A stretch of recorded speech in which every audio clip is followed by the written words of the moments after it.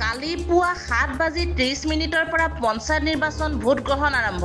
কালি পুৱা 7:30 পৰা ৰাজ্যত পঞ্চায়ত নিৰ্বাচনৰ প্ৰথম পৰ্যায়ৰ ভোট গ্ৰহণ আৰম্ভ হৈছে।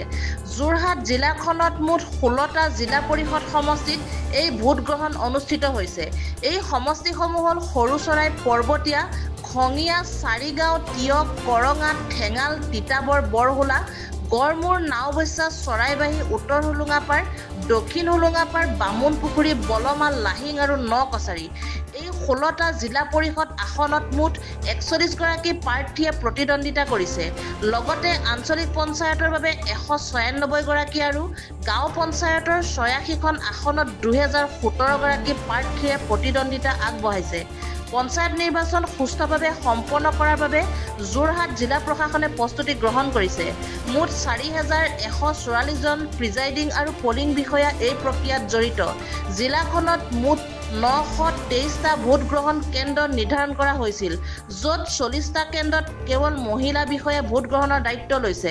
উল্লেখযোগ্য যে 17 নং পূব নকছাৰী গাঁও পঞ্চায়তৰ পৰা 6 নং পূব যোৰহাট আঞ্চলিক পঞ্চায়তৰ এখন আসনত এগৰাকী প্ৰাৰ্থী আৰু 47গৰাকী গাঁও পঞ্চায়ত সদস্যৰ বিনা প্ৰতিদ্বন্দ্বিতাৰে বিজয়ী হোৱা পৰিসংখ্যাও পোৱা গৈছে।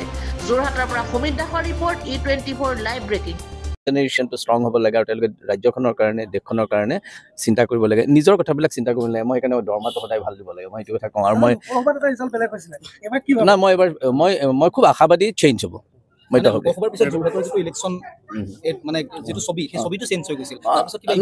চেঞ্জ হ'ব যোৱাবাৰ কথাবিলাক মই আজি নকওঁ। যোৱাবাৰ খুব কথাবিলাক কি আছে মই কাৰণে হয়তো আমি যোৰহাটে অলপ মাৰ্জিন এটা পাব লাগিছিল, যোৱাবাৰ নপোৱাটো দুৰ্ভাগ্যজনক। কিন্তু মই সেইবিলাক কথা পিছত এনালাইচিছ কৰিছিলোঁ, এতিয়া আপোনালোকৰ আগত ক'ব পৰা বিষয় নহয়।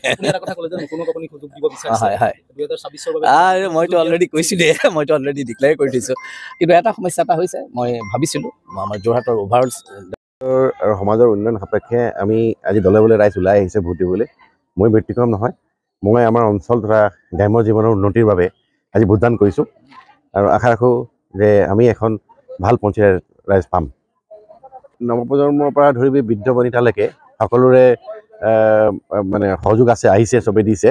প্ৰায় এতিয়া আপোনাৰ এই পুৱাতেই প্ৰায় 30% ভোট সম্পূৰ্ণ হৈয়ে গৈছে আৰু আজি প্ৰায় 3টা 3:30লৈকে আছে। মই ৰাখোঁ যে 80 পৰা 82% ভোটদান হ'ব।